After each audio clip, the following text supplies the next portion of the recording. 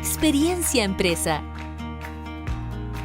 De verdad les agradezco muchísimo esta oportunidad, no saben cuán agradecida estoy porque me ha ayudado, me ha orientado, además de que me he sentido muy bienvenida en este ambiente, el trabajo en equipo es fabuloso, la manera en la que desarrollan las actividades también es muy buena, así que nada, gracias por todo y espero que sigan haciendo por muchos años más este programa para que puedan seguir ayudando a otros jóvenes como me ayudaron a mí y a mis compañeros.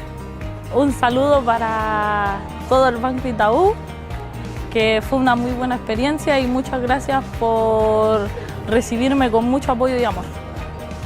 Le agradezco a todos porque nos dan esta oportunidad y aparte que todos mis compañeros estamos de acuerdo de que es increíble lo que hacen, que estamos muy satisfechos con todas las cosas que nos han dado y nos han ayudado. Y gracias por todo lo que han hecho. Súmate. Súmate. Súmate. Súmate. Fundación Itaú, nuestra energía transforma. Hola a todos y todas nuevamente, buenas tardes, ¿cómo están? Espero que hayan tomado un descanso para volver a retomar nuestras charlas. Ahora ya estamos con nuestra charla de la tarde de este día miércoles, que es una charla de Administración y Recursos Humanos. Esta charla va a estar a cargo de Marta Saravia y de Rodrigo Márquez, a quienes les doy la bienvenida a nuestro canal de YouTube. Hola Marta, hola Rodrigo, ¿cómo están? Hola Paloma. ¿Todo muy bien? ¿Y tú? Muy bien, gracias. Qué bueno. Felices. Qué bien. Les cuento antes de comenzar que Marta Saravia es de profesión administradora de empresas con especialización en gestión de personas. Ella actualmente es jefa de beneficios de Itaú. Desde el 2017 que está en el banco, llegó a cargo de jefe de licencia y en septiembre de este año asume el desafío de beneficio incorporando licencias médicas y la mesa de atención de personas. Por su parte, Rodrigo Márquez, de profesión ingeniero comercial con especialización en gestión de personas y transformación digital, es jefe de transformación de procesos de recursos humanos, también está desde el 2017 en Itaú, en el cargo de consultor comenzó como consultor de recursos humanos y en enero de este año asumió el nuevo desafío con la creación del equipo de transformación y de procesos de recursos humanos, donde se dedican a la gestión de documentos laborales, beneficios y proyectos de transformación en todo el equipo de recursos humanos. ¿Es así, chicos? ¿Estoy bien? Impecable. Súper. Entonces los dejo ahora con su presentación de Administración y Recursos Humanos y nos vemos al final para hacer los comentarios y las preguntas de los alumnos. Muchísimas gracias, Paloma. Muy buenas tardes a todos. Con Martita estamos muy contentos de poder estar con ustedes hoy. Para nosotros es muy entretenido el poder formar parte del programa Experiencia Empresa y poder aportar desde lo que nosotros hacemos y conocemos que tiene que ver con los procesos que administramos desde gestión de personas. Para partir, quiero contarles un pequeño resumen de cuál es el rol que nosotros cumplimos desde la mirada más global de los procesos que administramos. Para eso, Martita, te pido avanzar a la primera slide, donde mostramos, a la slide número 2, donde tenemos cuáles son estos principales procesos. Y si se fijan arriba tenemos una pequeña línea donde mostramos 3 grandes momentos en los que separamos la interacción que tenemos con nuestros colaboradores. El primero tiene que ver con la incorporación, que es la llegada de una persona al banco. Después tenemos la estadía de los colaboradores en Itaú, donde ocurren distintas cosas. Y finalmente las personas, por diferentes motivos y en distintos momentos, terminan saliendo de la organización también. Todo lo que nosotros hacemos en torno a estos momentos lo separamos en diferentes procesos, que son los que administramos en el día a día, y que son y están concentrados en un sistema ERP, que es como se conocen a estos sistemas que facilitan la gestión de procesos estructurados, como son los procesos de remuneraciones, de contratación, la gestión de documentos laborales, etc. Este sistema cumple un objetivo principal de velar por la gestión de riesgos principalmente. Asegurar que nosotros no cometamos errores en los procesos, que la información sea administrada de manera sistemática y que no dependamos de la memoria de cada uno de nosotros ni tampoco de del conocimiento específico de alguien para poder ejecutarlos de manera correcta.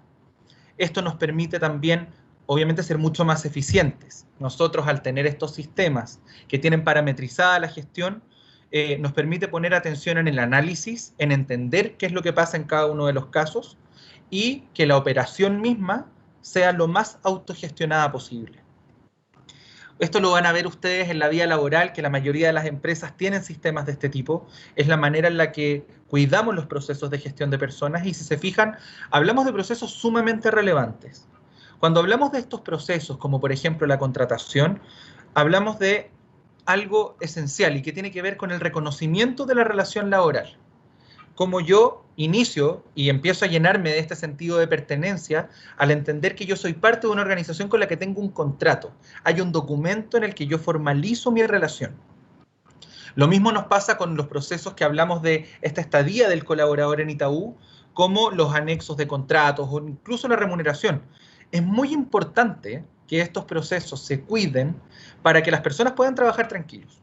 Finalmente, a todos nos gusta nuestro trabajo, nos encanta lo que hacemos, pero para poder desempeñarlo de la mejor manera, tenemos que tener la tranquilidad que a fin de mes o en el momento que corresponda, nos llega nuestro sueldo en tiempo y forma y trabajamos tranquilos de esa manera.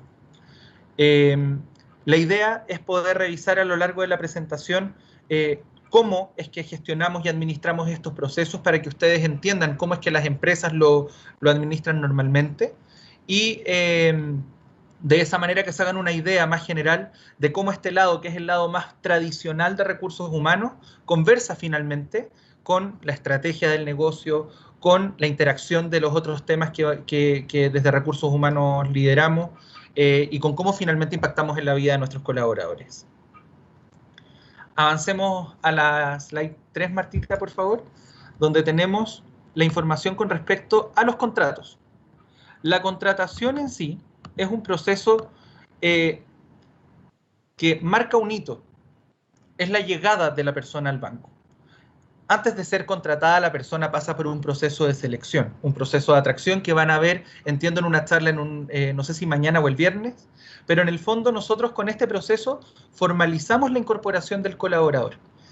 En esta etapa, para nosotros es fundamental poder registrar toda la información posible para no tener que después, cuando la persona ya está dentro del banco, preguntarle, por ejemplo, en qué AFP estás, cuál es tu ISAPRE o si estás en FONASA, para que todo lo que nosotros gestionamos de aquí en adelante sea lo más transparente posible para las personas. Aquí, de hecho, podemos ver un ejemplo de cuál es la plantilla, y se ven chiquitito, pero les puedo contar más detalles, de cuáles son los datos que nosotros les pedimos a las personas para poder registrarlo en nuestros sistemas. Hay algunos elementos internos que son muy importantes para nosotros. Nuestra estructura se organiza en base a un organigrama. Este organigrama se traduce en diferentes centros de costos que reflejan la estructura del banco, y esto tiene que quedar registrado en nuestros sistemas también, porque una cosa es el impacto que tenemos hacia los colaboradores y cómo ellos reciben cada uno de estos procesos, y otra cosa también tiene que ver con cómo administramos nuestros gastos, nuestra propia estructura organizacional, etc. Este es el momento en que nace un colaborador en Itaú. Así lo entendemos nosotros.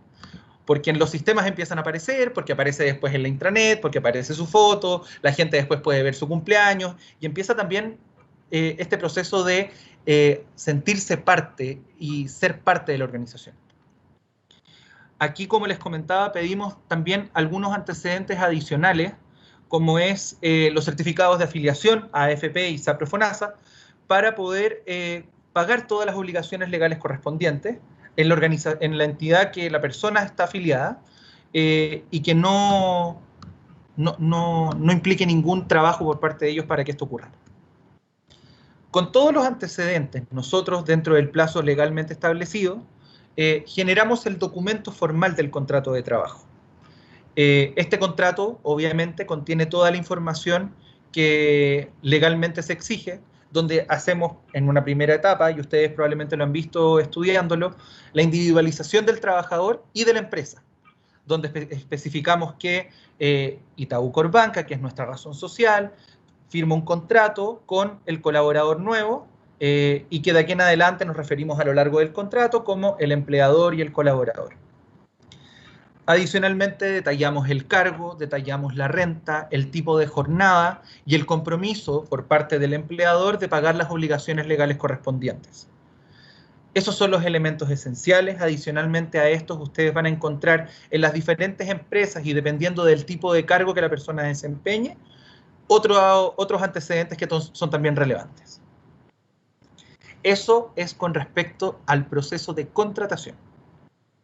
Vamos a avanzar a la siguiente, donde nos encontramos con cómo acompañamos a nuestros colaboradores en su estadía en el banco. Y lo ponemos así porque dentro del equipo que me toca liderar, de hecho, nosotros lo conversamos harto. Las áreas de procesos, de beneficios, somos equipos que estamos en constante comunicación con los colaboradores. Nosotros mismos lo decimos, somos un área de servicio, un área que está permanentemente preocupado por el bienestar de las personas y por cómo ellos están viviendo su día a día en la organización. Entonces, nuestros procesos son los momentos en que podemos acompañar de manera más concreta a las personas. El primero, y que es, como les digo, súper relevante, tiene que ver con las remuneraciones. Nosotros, como les comentaba en la introducción, trabajamos tranquilos en la medida que sabemos que nuestro sueldo llega a fin de mes, que no es una preocupación para nosotros, y reglas claras conservan la amistad. De momento que yo tengo claro cómo funciona mi liquidación de sueldo, cómo la leo, cómo la entiendo, tengo la tranquilidad de que el banco está cumpliendo con el contrato que firmamos en conjunto y de esa manera también yo trabajo tranquilo desempeñando mis funciones. El cálculo de las remuneraciones se hace en base a las condiciones que están definidas en el contrato, obviamente, y siempre también cumpliendo con lo que está establecido legalmente. Y este cálculo, tal como les comentaba al principio, se hace en gran medida de manera automática. Esto a través de este sistema ERP que nos permite facilitar la gestión, evitar los errores, evitar las manualidades y que el proceso se haga de manera limpia. Ahora, ¿cómo leemos una liquidación de sueldo? Tenemos un ejemplo, le voy a pedir a la Martita que nos muestre el ejemplo, para poder contarles cómo se lee esto, porque ustedes quizás lo han visto también, pero esta es una liquidación de sueldo tipo. De hecho, es una liquidación de sueldo con un modelo antiguo y de hecho, de 8 años a la fecha, las liquidaciones no han cambiado mucho en estructura. La liquidación de sueldo tiene que individualizar nuevamente tanto al empleador como a la persona. Es importante que quede claro en el documento quién le paga a quién y por qué. Por eso es que en este documento se establece el cargo también, cuál es la fecha de ingreso para reconocer la antigüedad de la relación laboral, y la especificidad de cuántos días fueron los que se trabajaron, a qué entidades de salud o previsionales se le hacen los pagos correspondientes, etc. Y después se desglosa el detalle de los pagos y descuentos. Los pagos, o específicamente los haberes, son todos los elementos que suman al total de la liquidación. Y los descuentos son aquellas cosas que rebajamos del monto total de haberes y que nos da como resultado el monto total a pagar, el sueldo líquido, como se conoce. Dentro de los haberes nosotros encontramos dos grandes mundos. Los haberes imponibles, que son aquellos que están afectos a los descuentos legales, y los haberes no imponibles, que son aquellos que van directo a la remuneración líquida y que no pasan por descuentos legales. Los haberes que pasan por los descuentos legales son el sueldo propiamente tal, que en la mayoría de las empresas se suma el sueldo base con la gratificación, dependiendo de la figura contractual, y ese es tu sueldo bruto y base imponible por definición. Y a esto se suman también las horas extra en caso que el contrato de la persona tenga esta condición. Adicionalmente a esto tenemos haberes no imponibles, como en el caso de nosotros, la asignación de colación y movilización, que son las más tradicionales. Estas asignaciones que están convenidas tanto en el contrato individual como en nuestros convenios colectivos no son afectos a descuentos y por eso se muestran de manera independiente también en la liquidación. Por el lado de los descuentos, nosotros encontramos primero los descuentos legales. Estos descuentos legales, como por ejemplo la cotización en las AFP, el plan de salud pactado, ya sea con FONASA o con una ISAPRE, son descuentos que nosotros tenemos la obligación legal de hacer. Estos descuentos quedan también consensuados en el contrato de trabajo, como les comentaba antes, y son reflejados en la liquidación de sueldo para que tanto el trabajador como nosotros tengamos claridad de qué es lo que se descontó, cuánto se descontó, y con la claridad también de a qué entidad fue gestionado este pago. Adicionalmente tenemos otro tipo de descuentos, como por ejemplo el seguro de cesantía, que dependiendo de las características del contrato, aplica un descuento también por parte del empleador. Y por otro lado, el pago de impuestos. Dependiendo del tramo de renta de las personas, existen distintos grados de impuestos a pagar. Y además hay otros descuentos personales que son consensuados entre el trabajador y su empleador, como por ejemplo puede ser un anticipo o un préstamo hecho a través de la caja de compensación y que por cómo funciona la figura legal, desde el empleador se descuenta la liquidación para el pago de ese préstamo, etc. Eso, como les digo, depende de la situación específica de cada uno. Volvamos, Martita, a la slide anterior para seguir contándoles de los otros procesos que están en esta etapa. Tenemos también los anexos de trabajo. Los anexos de contrato son la actualización de la información relevante sobre la relación contractual. El anexo de contrato, tal como lo dice su nombre, es una suma a la información del contrato. A través de un anexo yo, por ejemplo, puedo regularizar un ajuste de renta cuando alguien tiene buen desempeño y le suben el sueldo. O, por ejemplo, un cambio de cargo cuando alguien asume una responsabilidad distinta. También los anexos de contrato nos sirven para evidenciar el cumplimiento legal y normativo ante cambios regulatorios. Por ejemplo, hoy día nosotros estamos enfrentando el teletrabajo, es una novedad. Es algo que ya es ley y que todas las empresas estamos implementando. Nosotros no generamos un nuevo contrato de trabajo con la cláusula de teletrabajo. Lo que hacemos es generar un anexo de contrato que reconoce este cambio en la legislación y que establece en ese documento las condiciones bajo las que vamos a seguir trabajando. También tenemos las obligaciones legales, que ya lo hemos detallado en los puntos anteriores, pero que en el fondo es parte de nuestro rol, no solamente de cara al trabajador, sino que también de cara a estas entidades, gestionar los pagos en tiempo y forma y cuidando el que no hagamos nada fuera de lo que está establecido. Entonces, como área de recursos humanos, tenemos permanente comunicación con las AFPs, con las ISAPRES, con FONASA, con el AFC, que es a través del instrumento a través del cual se paga el seguro de cesantía, y también con el Servicio de Impuestos Internos. Y por último, y aquí le voy a dar la palabra a la Martita, porque ella es la experta en licencias médicas. Las licencias médicas, y es algo de lo que la Martita les va a hablar más en detalle, para nosotros es un beneficio, porque tiene que ver con cómo lo administramos también desde el banco.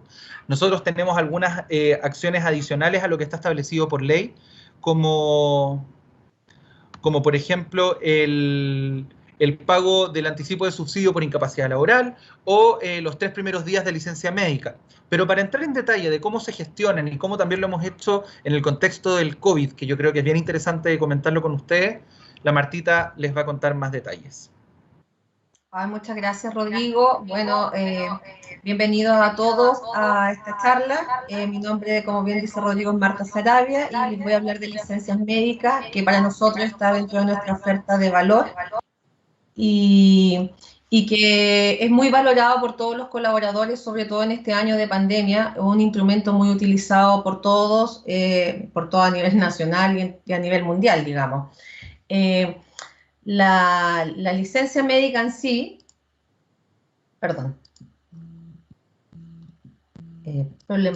La licencia médica en sí es un documento legal, como todos conocen, que nos justifica, o sea, nos permite justificar la ausencia a nuestro lugar de trabajo. Y no solamente es una licencia médica que se otorga cuando uno se encuentra enfermo, sino que también se otorga por medida preventiva, como lo hemos visto en este tiempo de pandemia por COVID, que nos han otorgado una licencia médica para que nosotros no nos contagiemos o no contagiemos, si es que en el caso de que tengamos un examen de PCR positivo, a nuestros compañeros de trabajo. La licencia médica, yo no les voy a mencionar cómo se llena una licencia médica ni el proceso normal, sino que quiero darle un valor agregado y mostrarle cómo nos instruyó la superintendencia para tramitar las licencias médicas en este minuto de pandemia. Actualmente en el país existen 2 modalidades a través de las cuales se pueden tramitar las licencias médicas. Una es la licencia médica electrónica, que es aquella cuando yo voy al médico y a través de un huellero el médico me pide que yo ponga, valga la redundancia, mi huella digital en un sistema biométrico y la licencia médica llega directamente a un servidor al banco. Y tengo también, por otra parte, una licencia médica manual, que es la licencia médica que ya en definitiva está de salida. Esta licencia médica no le debiese quedar mucho tiempo y que es aquella que a mí me entregan en papel y que tengo obligaciones legales para presentarlas. O sea, tengo 2 días legales para ir y presentárselo a mi empleador. En este punto de la licencia médica manual es donde la superintendencia hizo un cambio súper importante ahora en el tiempo de COVID, ¿ya? Les voy a mencionar los tipos de licencia y además dónde nosotros podemos clasificar las licencias médicas por COVID. Tenemos las licencias médicas por enfermedades, que son aquellas por licencias médicas, enfermedad común, enfermedad grave de un hijo menor de 1 año, una patología del embarazo, o incluso la ley sana, que es una licencia médica especial para acompañar a los hijos cuando tienen alguna enfermedad grave. Ya en las licencias por enfermedades tipo común se clasifican las licencias médicas de COVID. Y también, no sé si ustedes han escuchado de la ley de la crianza protegida, que también se emite una licencia médica a aquellas mamitas que tienen a sus hijos pequeños y para evitar que se contagien y como las salas cuna están cerradas por pandemia, se instruyó la emisión de una licencia médica preventiva parental, que se llama, y que la emite también directamente la Suceso. Tenemos la segunda clasificación, que son las licencias médicas maternales, que son aquellas cuando uno está obviamente embarazada y que nos dan una licencia, nos otorga el médico una licencia prenatal, postnatal y postnatal parental, que en su totalidad hace 210 días para que yo viva este minuto tan importante en la vida de todas las mujeres. Y tengo las licencias médicas que son de mutual de seguridad, en este caso a la cual estamos adheridas nosotros, que son de origen laboral. Dentro de ellas tenemos la clasificación de los accidentes laborales y las enfermedades profesionales.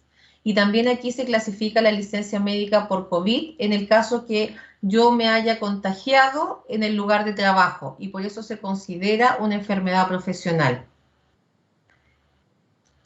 Continuando, les voy a contar que en COVID se dieron tres tipos de licencias médicas distintas. Una es cuando yo tengo un examen PCR positivo y eso se clasifica como un caso confirmado y me van a emitir una licencia por 14 días y si no me recupero en 14 días me la van a extender hasta que yo me recupere. La segunda licencia médica que me pueden emitir por COVID es la de contacto estrecho, que es aquella en la cual yo he estado con una persona contagiada y esta licencia médica la emite la Seremi de Salud y la emite porque la persona que está contagiada sí tiene que completar un cuestionario donde a mí me preguntan con quiénes me reuní durante un periodo determinado y de ahí se obtienen los contactos estrechos. Esta licencia médica también se otorga por 14 días para, mientras tanto, se pueda desarrollar o no desarrollar la enfermedad, me aíslan. Y el caso sospechoso, que es aquella en la cual yo sí tengo algunos síntomas de COVID, pero me hago un examen y tengo que esperar el resultado. Me la emiten por 4 días. Si el examen es positivo, me la van a extender hasta 10 días y si el examen es negativo, me voy a quedar con los 4 días de licencia médica. Y les voy a mostrar cómo nosotros hoy día aplicamos el protocolo que nos instruyó la Superintendencia de Salud en el caso de que a un colaborador le den una licencia médica manual. Entonces, esto, como no puedo salir y nosotros estamos en teletrabajo, el colaborador nos tiene que mandar una fotografía a un correo electrónico que nosotros dispusimos para que nos llegara su información. Esto sin abrir el diagnóstico solamente lo puede ver la persona y lo pueden ver los médicos y su entidad de salud. Los empleadores no tenemos acceso a los diagnósticos por una ley de confidencialidad de la información, ¿ya? Entonces, la primera etapa es cuando el colaborador me manda la fotografía con su licencia médica. Luego nosotros en Itaú recibimos el correo, imprimimos la documentación, la completamos con los datos del banco y le adjuntamos la documentación, en este caso las liquidaciones de sueldo, para que la entidad de salud, llámese ISAPRE o FONASA, pueda realizar el cálculo del subsidio de esta licencia médica. Y se la devolvemos al colaborador. Y el colaborador la tiene que recibir, abre su diagnóstico, le toma una segunda fotografía y se la devuelve a la ISAPRE. ¿Y cómo se cierra este ciclo? Una vez que la ISAPRE o FONASA recepciona la licencia médica, nos envía el comprobante de la recepción por la entidad de salud. En este punto se cierra, digamos, ya el proceso de la emisión de una licencia médica en tiempos de COVID. Y eso sería, Rodrigo, lo que tengo en mi presentación de licencias médicas. Perfecto, Martita, muchísimas gracias. Como les comentaba, estas son las etapas en las que nosotros acompañamos al colaborador cuando está acá en el banco. Son estos procesos que, como les digo, son higiénicos, son esenciales para que las personas puedan trabajar tranquilos. Y afortunadamente nosotros tenemos la tranquilidad de que en Itaú las personas pueden trabajar tranquilas porque tenemos estos procesos que funcionan de buena manera. Gran parte de eso, como les digo, tiene que ver con sistematizar y con estructurar bien los procesos. Yo creo que es algo que ustedes cuando empiecen a trabajar van a darse cuenta y van a valorar mucho, que las áreas estructuren y cuiden los detalles y eviten cometer errores en este tipo de procesos que son tan sensibles. Siempre lo comentamos, un proceso de remuneraciones bien hecho pasa desapercibido. Un proceso de remuneraciones que tiene errores duele. Entonces, tenemos que cuidar de los procesos, tenemos que cuidar de las personas. La etapa siguiente, y que tiene que ver con el término del contrato de trabajo, Martita, si vamos a la slide número 5, aquí queremos contarles en términos generales. Hay 3 razones que son las más comunes de por qué se pone término a un contrato de trabajo. La primera es la renuncia, que una persona voluntariamente decida dejar de trabajar en la empresa en la que está. Otra razón recurrente es una desvinculación o cuando una persona es despedida de su trabajo. Esto se produce también por diferentes motivos. Hay diferentes razones y causales que pueden justificar una desvinculación. Y la última tiene que ver con el vencimiento del plazo convenido en un contrato de trabajo. Hay contratos que ustedes lo deben saber, de diferentes naturalezas, pero nosotros de hecho tenemos algunas personas contratadas a plazo fijo que en algunos casos están, por ejemplo, haciendo un reemplazo y una vez que se acaba ese reemplazo, la persona es desvinculada del banco, pero por esa causal, porque vence el contrato en el que están. En todos estos casos lo que nosotros hacemos es calcular el finiquito considerando los elementos que la ley establece para la base de cálculo y reconociendo el tiempo que lleva la persona en la organización de acuerdo también a los límites legales establecidos. Entonces, ¿cómo consideramos la base de cálculo? Como principales elementos tenemos el sueldo base y la gratificación, que son los que les comentaba hace un rato, que conforman la remuneración bruta, la movilización y la colación, que si bien, y si se acuerdan, hablábamos de haberes imponibles y no imponibles. En este caso, todos estos elementos constituyen la renta de la persona. Lo mismo pasa, por ejemplo, con las comisiones o compensaciones variables que reciben las personas producto de su trabajo cuando son de manera periódica y recurrente. Todo esto, como les digo, contenido de acuerdo a lo que está establecido en el Código del Trabajo. Nosotros, al igual que en los otros procesos, y también lo indicamos acá, está parametrizado en nuestro sistema ERP, que es lo que nos permite cuidar del proceso y asegurarnos de que no se cometan errores involuntarios. Y de esta manera también el proceso del término del contrato de trabajo, que es algo que para algunas personas puede ser tranquilizador porque es una decisión personal, para otros puede no ser tan grato porque es una decisión unilateral por parte del banco, se complete de buena manera y con las condiciones claras, que todas las personas lo entiendan y no signifique un estrés para ellos. Eso es lo que nosotros queríamos comentarles en esta presentación. Avancemos una Martita solamente para dejar el espacio abierto a preguntas, dudas, comentarios, sugerencias, felicitaciones, lo que ustedes quieran comentar a raíz de la presentación. Paloma, ahí cuéntanos tú cómo lo hacemos para avanzar. Rodrigo, oye, muchas gracias por la presentación a ti y a Marta. tenemos varias preguntas ya en el chat. De hecho, tenemos aquí por ahí un comentario de Damaris que estaba todo tan claro que no se le ocurría ninguna pregunta. Acá el profesor Roberto Bialostoki dice, ¿el banco ha efectuado algún aporte a sus colaboradores referente al teletrabajo, por ejemplo, gastos de consumo de energía u otros? Mira, es una buena pregunta. Nosotros hoy día estamos desarrollando diferentes iniciativas.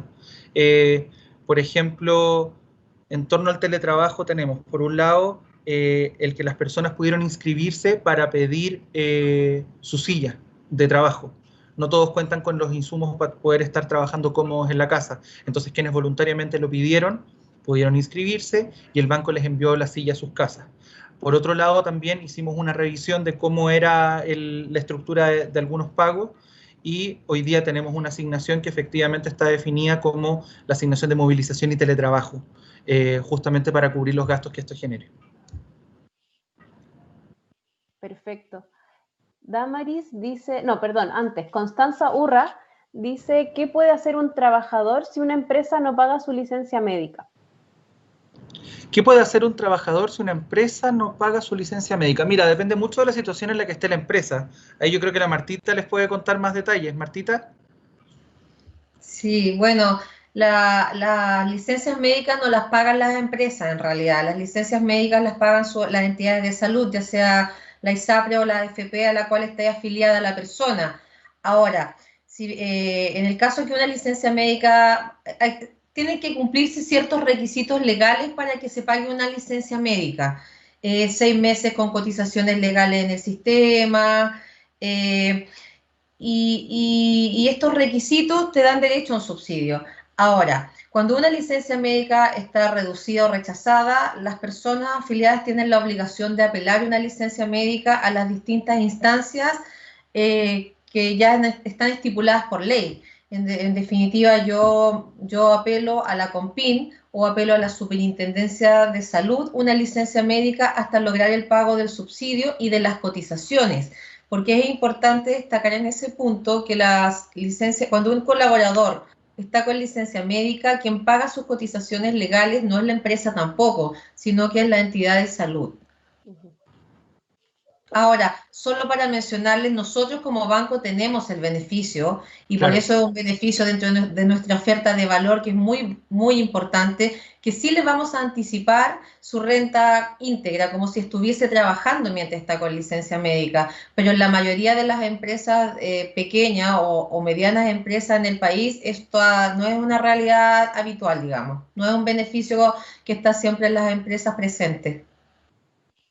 Perfecto.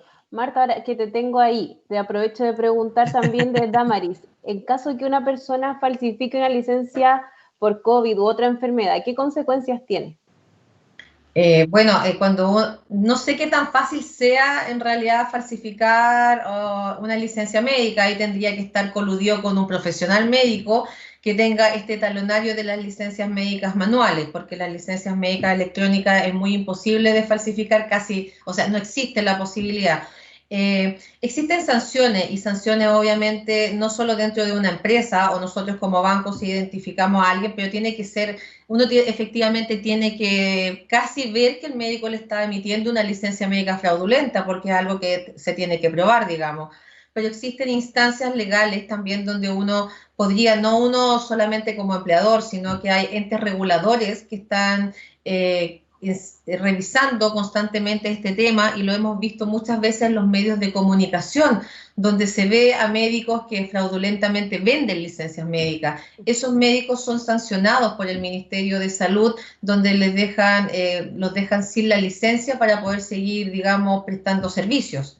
Pero como nosotros como empleadores es muy difícil y obviamente que si se lograra identificar, obviamente tiene una sanción porque no está, digamos, cumpliendo con las normativas internas ni legales. Perfecto. Acá, el tema más popular de todas las charlas y de todo este año ha sido el COVID. Nicolás aquí pregunta, creo que esto igual lo comentaste, si un trabajador del banco da positivo a COVID, ¿qué hacen al respecto? Y creo que también preguntan por los protocolos que se hacen en una sucursal, por ejemplo. ¿Cómo podríamos responder esto? Yo creo, Rodrigo, tú trabajaste en el protocolo de COVID como banco, nosotros tenemos muchas medidas y de verdad que me encantaría, solamente voy a abordar el tema de la licencia médica y que si un colaborador está obviamente con COVID, tiene que estar con su licencia médica y nosotros vamos a hacer un acompañamiento completo que Rodrigo les va a contar en el protocolo que tenemos. Y en el caso de que se haya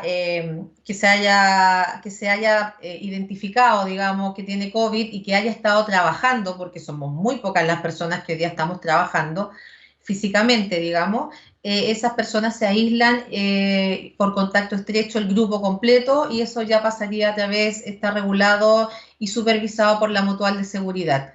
Rodrigo, tú cuéntale a los chiquillos acá el protocolo. Sí, miren, tiene mucho que ver con lo que comentaba Martita recién. El protocolo de COVID, en el caso nuestro, tiene como principal foco cuidar de todos nuestros colaboradores que están implicados ante un caso de contagio. Lo primero, obviamente, es que la persona que es diagnosticada con COVID haga la cuarentena que corresponde de acuerdo a lo que está establecido por la Seremi de Salud. Y nosotros nos regimos en todo momento por lo que está establecido a nivel gubernamental. Adicional a eso, nosotros tenemos algunas acciones complementarias. Por ejemplo, el acompañamiento a las personas que están contagiadas para saber cómo va evolucionando su estado de salud, los llamamos con cierta periodicidad y estamos permanentemente monitoreando cómo se da su evolución. En paralelo también, la persona tiene que declarar sus contactos estrechos y esto es al igual que en todo el resto del país y se informa a la Seremi. Todas las personas con contacto estrecho también tienen que hacer cuarentena. Adicionalmente a esto, y en la medida que fue evolucionando también la pandemia, esto, como siempre lo comentamos internamente en el banco también, el coronavirus nos pilló a todos desprevenidos y tuvimos que rápidamente sacar buenos planes para mitigar los riesgos. Diseñamos también una forma de trabajar en las sucursales que nos ayude a cuidar a nuestros colaboradores. Entonces, desde los controles de temperatura y mantener la higiene de manos al acceso, hay unas micas hoy día que separan al ejecutivo del cliente cuando lo van a atender, la mantención de distancia y espacio en las filas, la limpieza constante y el aseo periódico en los mesones, y una serie de otras medidas de higiene que nos permiten mitigar los riesgos, y eso es lo que pasa. Adicional a eso, hay un programa de acompañamiento desde el equipo de comunicaciones internas del Banco de Endomarketing, donde promovemos el autocuidado.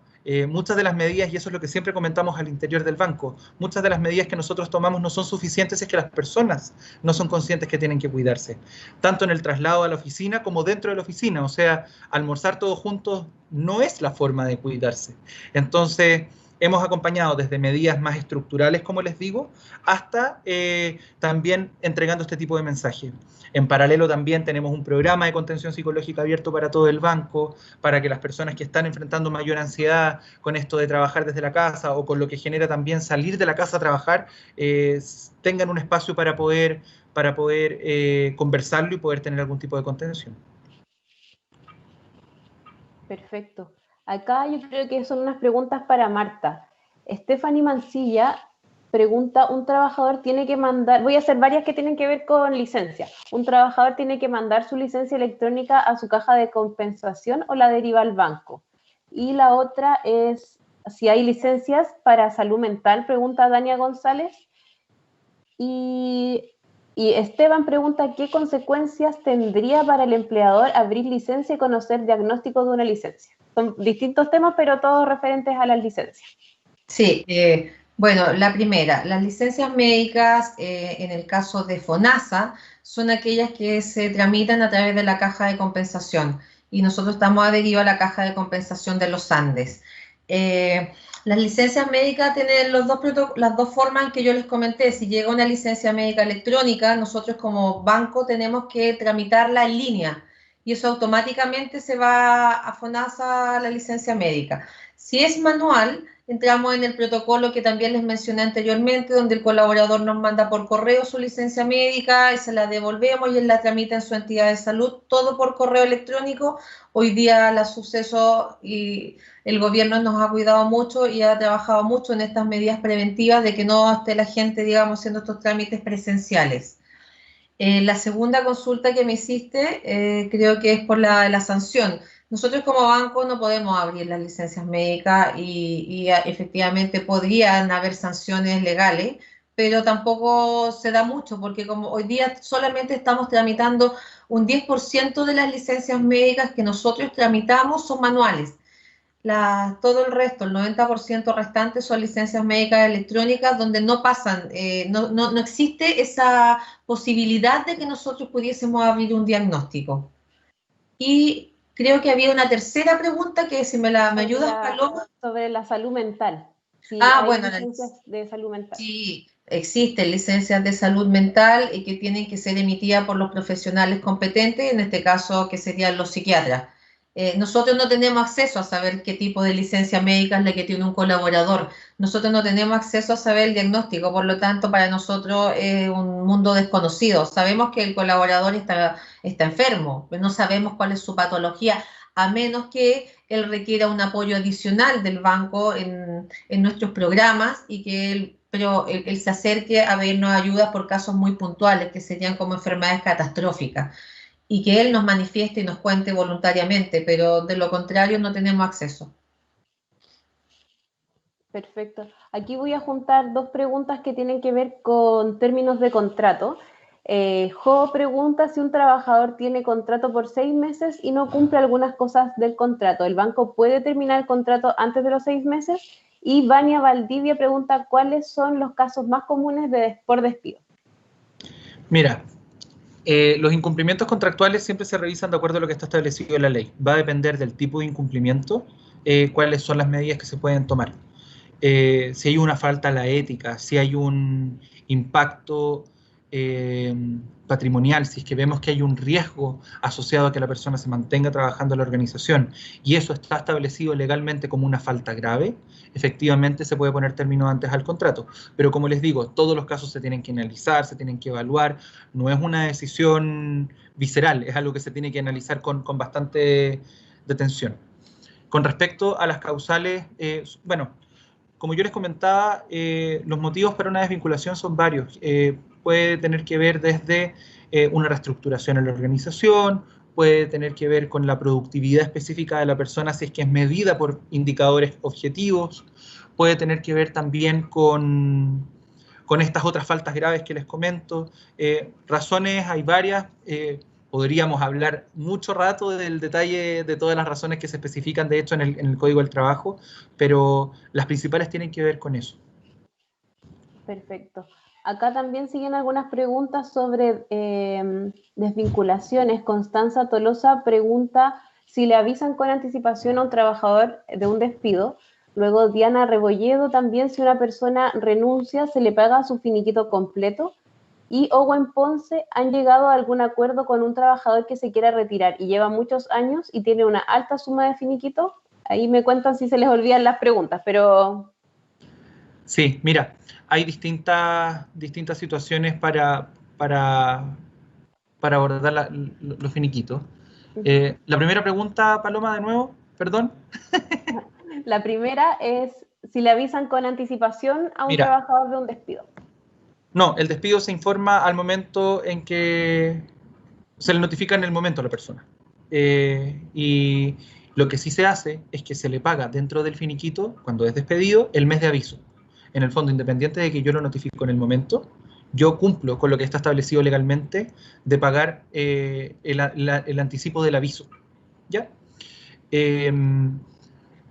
Después teníamos una pregunta con respecto a... Si una persona renuncia, en el caso de que la persona renuncia, ¿se le paga el finiquito completo? No.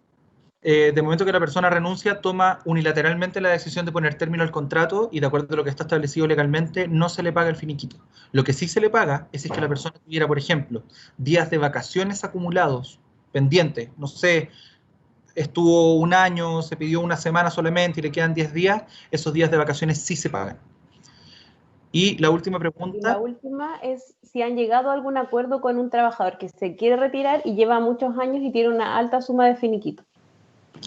Mira, ahí se evalúa caso a caso, no es una práctica habitual y eso también tiene que ver con con el cuidado de los propios procesos y de la universalidad de las definiciones. Nosotros tenemos que administrar para el banco completo y en base a eso tomamos ciertas definiciones. Aquí también cumplen un rol relevante los convenios colectivos, en base a lo que establecen y negocia cada uno de los sindicatos pueden evaluarse algunas situaciones, pero como les digo, no es una práctica permanente y esto es transversal a la organización completa. Claro.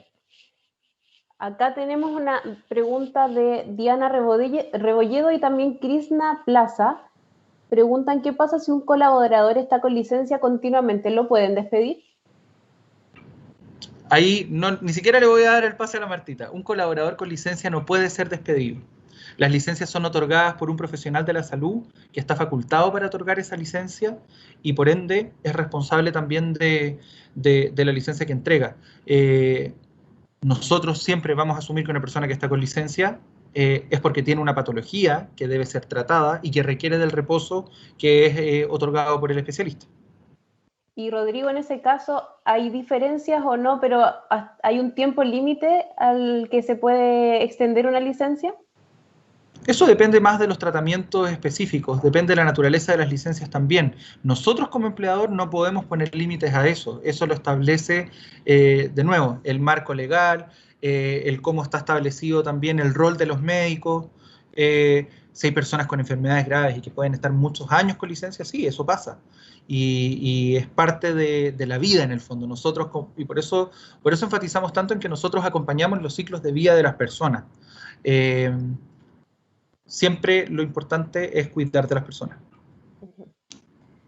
Acá hay una pregunta que se repite varias veces. Si una persona muere, ¿qué pasa en el caso de esa persona con sus finiquitos y todo el tema de su contrato? Varios preguntan eso. Mira, ante fallecimiento, de nuevo, y aquí todo lo respondo en torno a lo mismo con respecto a lo que establece el marco legal. El paso 1 para poder hacer cualquier gestión ante un colaborador fallecido son los trámites relacionados a la posesión efectiva. Y eso, de nuevo, es la forma en la que operamos como país porque tenemos que entregar el pago de acuerdo a lo que la ley establece. ¿Ya? Ahí se pagan los montos que, por definición, el banco deba pagar a la persona. Claro. Acá pregunta Diana Rebolledo, ¿qué pasa si un trabajador se da cuenta que su liquidación tiene errores? Mira, puede pasar. Como les comentaba, nosotros evitamos en lo posible, a través de este sistema de control de riesgos que tenemos finalmente al tener parametrizado en un sistema los procesos, que eso ocurra. En caso que ocurra, obviamente la persona puede levantar el punto al equipo de recursos humanos, hacemos la revisión del caso y si corresponde, se paga la diferencia correspondiente. Perfecto. Nair Lagos pregunta, ¿qué hacen cuando una licencia la rechazan? ¿Eso tiene que ver con el banco o con la empresa o es algo externo? ¿El banco, en el fondo, en el banco puede rechazarla? No, nosotros como banco no podemos rechazar ninguna licencia médica, no tenemos la facultad. Solamente los que tienen la facultad son las propias entidades de salud a las que está afiliado un colaborador. Perfecto. Aquí también hay una pregunta que se repite bastante y esta última oportunidad la hace Constanza Tolosa. Dice si el colaborador puede obtener un aumento de sueldo si tiene más años en el banco. O sea, solo, en el fondo lo que han repetido bastante es que si el aumento de sueldo siempre va asociado a mucha cantidad de años en la empresa. Es una muy buena pregunta. Nosotros creemos que la meritocracia es la palanca para promover el desarrollo profesional. Y las personas que hacen un buen trabajo son compensadas por su buen trabajo. No tiene que ver con la antigüedad si nosotros vamos a hacer ajustes de renta o no. Tiene que ver con el desempeño de las personas, con cómo están haciendo su trabajo. Y no es llevar más años no es garantía de nada, así como tampoco es impedimento de nada. Si una persona lleva mucho tiempo y sostenidamente lo hace bien, probablemente en el tiempo, y de acuerdo a las políticas que estén definidas, puede tener ajustes de renta también. Me queda muy claro. Acá también Daniela nos pide si en simple ustedes pudieran explicar qué es una caja de compensación y qué diferencia tiene de una ISAPRE, AFP o una mutual? Uy, pregunta complicada. Martita, ¿tú te sientes preparada Sí, para poder responder a esta por pregunta? supuesto. Yo creo. A ver, vamos con Sí, Martita. bueno, las cajas de compensación tienen su origen en prestaciones sociales.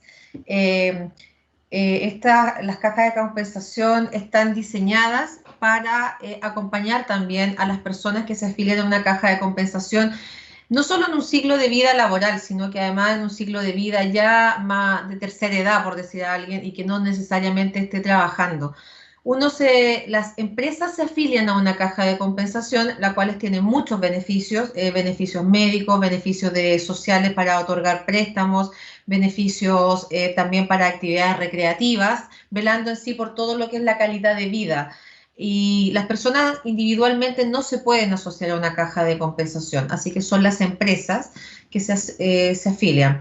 Y es muy distinto a una entidad de salud. Las cajas de compensación, como les mencioné, están orientados a la prevención social, a la calidad de vida y otorgan muchos beneficios. Sin embargo, las entidades de salud son aquellas a cuales estamos adheridos y que podemos hacer prestaciones médicas, no otorgar licencias médicas, no podemos operar, ir al médico, etcétera, dependiendo del plan de salud que cada uno tenga.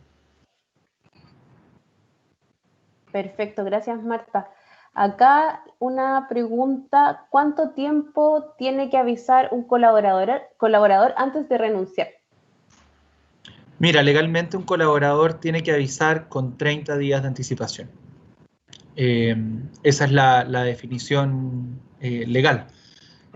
Nos pasa que hay colaboradores que renuncian con menos anticipación también, pero lo que está establecido es la buena práctica del mes de aviso de ambas partes. Perfecto. Y más o menos en este mismo tema, hacen una pregunta aquí de cuánto plazo hay para mandar un finiquito a la dirección del trabajo. Nosotros los finiquitos no los mandamos directamente a la dirección del trabajo, sino hasta que están firmados por ambas partes. Lo que nosotros hacemos es, al momento en que la persona deja de trabajar en el banco, independiente sea la causal, notificar a la dirección del trabajo del término del contrato. En paralelo, nosotros tramitamos el finiquito en los plazos legales, que son 10 días hábiles desde la fecha de notificación. Y el finiquito nosotros lo disponibilizamos en notaría. Ante notario es que el ex colaborador firma el documento y una vez que nosotros tenemos el documento firmado por ambas partes, es informado de nuevo a la dirección del trabajo. Perfecto. Constanza Urra pregunta si existe licencia por evento traumático en el trabajo. No sé si bajo esa definición textual de evento traumático en el trabajo, sí, cuando hay situaciones de enfermedad relacionadas al trabajo, esas patologías son evaluadas de manera independiente, en este caso por la mutual. Perfecto. Rodrigo, acá una pregunta, si ustedes tuvieron que hacer anexos de contrato por la pandemia. Tuvimos que hacer anexos de contrato por el teletrabajo específicamente. Sí, porque es parte de la definición que hay con respecto a cómo se regula la situación en la que están trabajando hoy día las personas. No por la pandemia per se. Perfecto. Y Rodrigo, ¿el banco puede no aceptar una renuncia? No, porque el contrato es un acuerdo entre dos partes y cualquiera de las dos partes puede poner término a este contrato bajo ciertas condiciones establecidas legalmente. En ese sentido, podemos no estar de acuerdo con que alguien se vaya, podemos no querer que se vaya, pero es una decisión individual. Perfecto. A ver, vamos a buscar otras preguntas acá. Diana Rebolledo pregunta si una persona renuncia, ¿puede volver al banco? Sí, nos ha pasado, de hecho, que algunas personas pueden volver. Se evalúa también caso a caso. Y ahí es importante siempre, y como consejo para todos, para la vida, siempre trabajar de manera honesta, siempre hacer las cosas bien, siempre cuidar las relaciones, y de esa manera las puertas siguen abiertas. En el banco no tenemos una política de no poder contratar a personas que hayan renunciado, como les digo, pero también, eso es particularmente acá en el banco, las situaciones son distintas en diferentes empresas. Pero me quedo con la reflexión, Paloma, que yo creo que es relevante sobre todo para ustedes que están partiendo, que están todavía en el colegio, que pronto van a enfrentar el mundo laboral, siempre trabajar de manera honesta, siempre cuidar las relaciones, siempre hacer las cosas bien. Es la mejor manera de no cerrarse puertas en la vida. Ese es un muy buen consejo que da Rodrigo. Y Rodrigo, te cuento que lo bueno de esta charla que estamos finalizando es que hemos podido contestar todas las preguntas, hemos ido muy ordenadamente, y quisiera, para ir cerrando, que nos contaras un poco brevemente cómo ha sido la experiencia tuya como colaborador y de tu área en estos meses de pandemia, el desafío que ha implicado para ustedes poder llevar a cabo todo su trabajo de manera remota. Mira, Paloma, ha sido un tremendo desafío. Yo creo que, y tal como comentaba Paloma, yo asumí este nuevo rol a comienzos de año. Tengo la suerte de tener un tremendo equipo. La Martita es parte de este equipo y me hace muy feliz trabajar con las personas con las que trabajo. Tuvimos que reordenarnos completos, tuvimos que repriorizar, redefinir la forma en la que nos íbamos a organizar. Nosotros no estábamos acostumbrados, no trabajábamos antes desde las casas, hoy día estamos todos trabajando desde distintos lugares. Yo hoy día justo estoy aquí en la oficina, pero normalmente estamos la mayoría en nuestras casas dentro del equipo. Y donde yo creo que lo que nos mantuvo trabajando de buena manera y conectados con el desafío fue nunca perder de vista que nuestro foco son siempre nuestros colaboradores, siempre las personas, cómo nosotros estamos ahí para ellos. Como les decía al principio, somos un área de servicios, tenemos que estar ahí disponibles, acompañar. Y yo creo que eso es lo que también nos ha mantenido unidos como equipo. Trabajar a distancia es un desafío, y es un desafío que yo creo que hemos sabido llevar de buena manera. Ahora, si bien seguimos en pandemia y seguimos con algunas diferencias a la forma de trabajo normal, yo creo que ya empezamos también a sacar ciertas lecciones y varios aprendizajes de este proceso. Y creo que partimos el año mucho menos preparados de lo que estaríamos hoy día para enfrentar situaciones complejas.